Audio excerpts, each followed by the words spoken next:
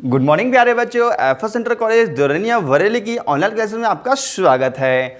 हम पढ़ रहे हैं कक्षा 10 की विज्ञान, चैप्टर चला है प्रकाश का परावर्तन तथा अपवर्तन। और आज का टॉपिक है प्रतिबिंब बनाने के नियम कि गोलीय दर्पणों से प्रतिबिंब कैसे बनाते हैं। देखिए, आपने देखा होगा कि गोलीय दर्पण से कैसे प्रतिबिंब बनते हैं। तो डायरेक्टली लोग बनाने की कोशिश करते हैं गैस पेपर वगैरह में से, लेकिन गैस पेपर से बनाने नहीं होते, ना किताबों से देख के बनाने होते हैं, वो सीखने पड़ते हैं कि प्रतिबिंब कैसे बनता है। तो उन प्रतिबिंब को आप बना सकते हैं, लेकिन आपको कुछ रूल आने चाहिए। तो 4 रूल हमारे एनसीईआरटी बुक में दिए गए हैं, वही मैं आपको समझाऊंगा आज। ये रूल आप अच्छे से समझ लीजिए। अगर ये रूल आपको समझ में आ गया तो आपको कक्षा 10 से लेकर के अगले सभी क्लासों की आपकी फिजिक्स मजबूत हो गई, प्रकाश वाली। ठीक है प्यारे बच्चों, तो चलिए मैं रूल आपका स्टार्ट करता हूं। तो रूल नंबर 1, तो पहला जो रूल है वो क्या कहता है, देखिए ध्यान से रूलों को देख लीजिए। देखो प्यारे बच्चों, ये रहा तुम्हारा कौन सा मिरर है, ये कॉनकैव मिरर है, अर्थात अवतल दर्पण है। और ये क्या है, ये प्रिंसिपल एक्सिस है, और ये है इसका पोल, ये है इसका मान लीजिए ये फोकस है। ठीक है प्यारे बच्चों, तो अगर कोई भी प्रकाशीय किरण आती है, ठीक है प्यारे बच्चों, ये देखो पहला रूल ये है, अगर कोई भी प्रकाशीय किरण ये आती है मुख्य अक्ष के समांतर, ये क्या है प्यारे बच्चों, ये है मुख्य अक्ष। तो कोई भी प्रकाशीय किरण जब मुख्य अक्ष के समांतर आती है तो गोलीय दर्पण से परावर्तन के पश्चात फोकस से होकर के जाती है। पहला रूल क्लियर। अगर ये मान लीजिए हम कॉन्वेक्स मिरर ले लें तो कॉन्वेक्स मिरर में क्या होगा, ठीक है। तो कॉन्वेक्स मिरर का मैं इधर समझा देता हूं। देखिएगा प्यारे बच्चों, ये कॉन्वेक्स मिरर है, ठीक है, और इसमें ये क्या है, मुख्य अक्ष है। अब मान ली प्रकाशीय किरण, देखो जिसमें इसमें कंडीशन प्रकाश की किरण, देखो इसमें बेटा मुख्य अक्ष के समांतर आई है, तो मुख्य अक्ष के समांतर दिखाएंगे। तो मुख्य अक्ष के समांतर प्रकाशीय किरण आ रही है, ठीक है, और फोकस से होकर के जा रही है, लेकिन इसमें फोकस से होकर जाएगी नहीं, जाती हुई प्रतीत होगी। तो इसमें प्रकाश की किरण इस टाइप से इधर को चली जाती है, ठीक है। तो हम इसको अगर पीछे बैक करते हैं तो हमें ऐसा लगता है फोकस से होकर जा रही है ये, तो इसमें फोकस जाती हुई प्रतीत होती है प्यारे बच्चों, ठीक है। अब मैं आपको ये एक्सप्लेन करता हूं, क्या एक्सप्लेन करता हूं, सुनिए मेरी बात को जरा गौर से। मैं ये एक्सप्लेन करता हूं कि प्रकाश की किरण इधर से फोकस से होकर गई, क्यों, क्या जरूरी था इधर से होकर जाना, ऊपर को नहीं निकल जाती, क्या जगह नहीं थी कि ऊपर को जाने की, अरे प्रकाश की किरण आई इधर को चली जाती, नीचे को क्यों आई, क्या प्रॉब्लम थी इसको बताइए। कि भाई प्रकाश की किरण इधर से आई और यहां पर मान लीजिए पॉइंट ये ए है, मान लीजिए कुछ भी एक्स पॉइंट है, इस एक्स पॉइंट से यहां पर परावर्तित होकर फोकस से होकर जा रही है, ऊपर क्यों नहीं गई, ऊपर जाने को किसी ने मना किया, अरे नीचे क्यों नहीं आई, फोकस से इधर को आ जाती ना, इधर क्यों नहीं आई। और इसका भी रीजन होता है भाई, सुनिए, नॉर्मल ड्रॉ करना सीखिए पहले। अगर मान लीजिए कोई प्लेन है तो इसमें हम ऐसे नॉर्मल ड्रॉ करते हैं, ये रहा नॉर्मल का मतलब अभिलंब। और अगर कोई भी सर्किल है प्यारे बच्चों, ये सर्किल है, तो इसका नॉर्मल ड्रॉ कैसे करते हैं, ये रहा बेटा इसका पॉइंट सी, और यहां से अगर कोई हमें लाइन खींच दे तो ये नॉर्मल कहलाता है। क्लियर, नॉर्मल ड्रॉ करना सीख गए आप लोग, अभिलंब खींचना सीख गए आप। तो खैर इसमें देखिएगा, इसका मान लीजिए पॉइंट ये है प्यारे बच्चों, ये कर्वेचर ऑफ सेंटर कहते हैं, वक्रता केंद्र कहते हैं। तो अगर यहां से कोई लाइन में यहां पे ड्रॉ करता हूं, एक नॉर्मल ड्रॉ करता हूं, ये प्यारे बच्चों ये क्या रहा, नॉर्मल ड्रॉ कर दिया, ये रहा नॉर्मल। तो ये क्या हुआ, ये रही आपतित किरण, और ये कोण क्या बन गया, आई, और ये हो गई परावर्तित किरण, तो ये कोण क्या बन गया, आर। ठीक है प्यारे बच्चों, तो आपने सुना होगा कोई भी प्रकाशीय किरण ऐसे आती है आई एंगल से, तो परावर्तित होकर आर एंगल से वापस जाती है, ठीक है। तो वही है, यहां पर ये आई एंगल है, ये आर एंगल है, इसलिए ये परावर्तन के नियम को फॉलो करने के लिए फोकस से होकर के आई है, ऐसे थोड़ी ना कि फ्री में। ये क्यों आई है, परावर्तन के नियम को फॉलो करने के लिए आई है।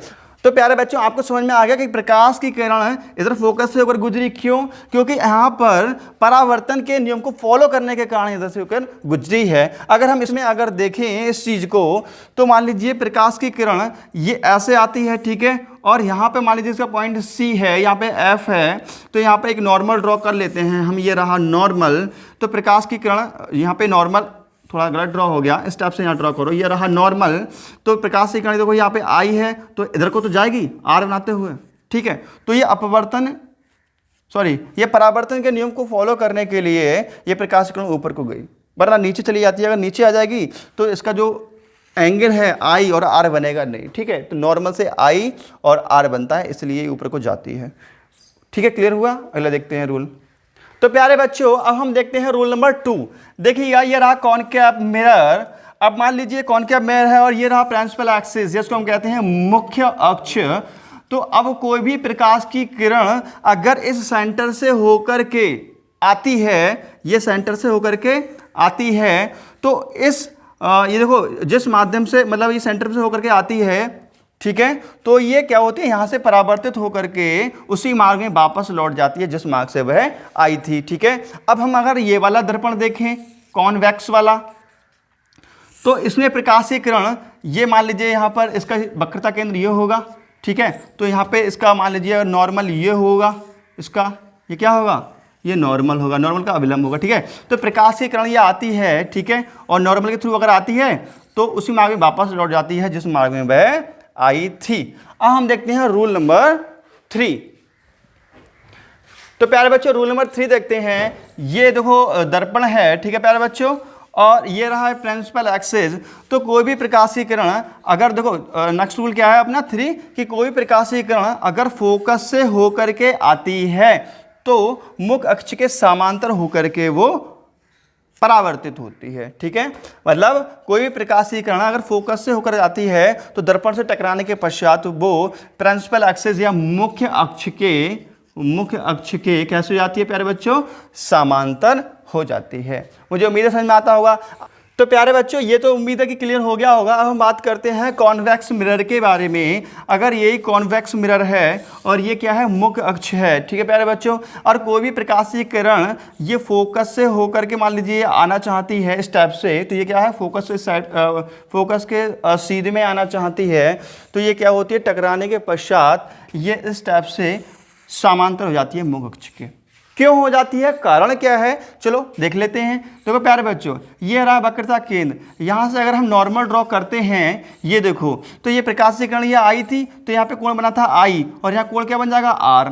ठीक है, अगर मान लो सपोज दैट ये इस टाइप से है, ठीक है प्यारे बच्चों, ये इस टाइप से है और प्रकाशीय किरण अगर ऐसे होती, ठीक है, और ऐसे चली जाती और नॉर्मल रहता ये, ठीक है, तो बताओ क्या आई और आर बनता है इसमें, नहीं बनता ना। यही कारण है कि प्रकाशीय किरण इधर से आती है और नॉर्मल से आर कोण बनाते हुए मुख्य अक्ष के समांतर हो जाती है। अब हम देखते हैं रूल नंबर 4। तो प्यारे बच्चों देखते हैं रूल नंबर 4। देखो ये कोई मिरर है, ठीक है, गोलीय मिरर है, और जब कोई भी प्रकाश की किरण इस पोल से, पोल साइड में होता है, ठीक है, इस पोल पर आकर गिरती है, तो जिस एंगल से सपोज दैट थीटा से गिरती है तो थीटा से ही ये परावर्तित हो जाती है।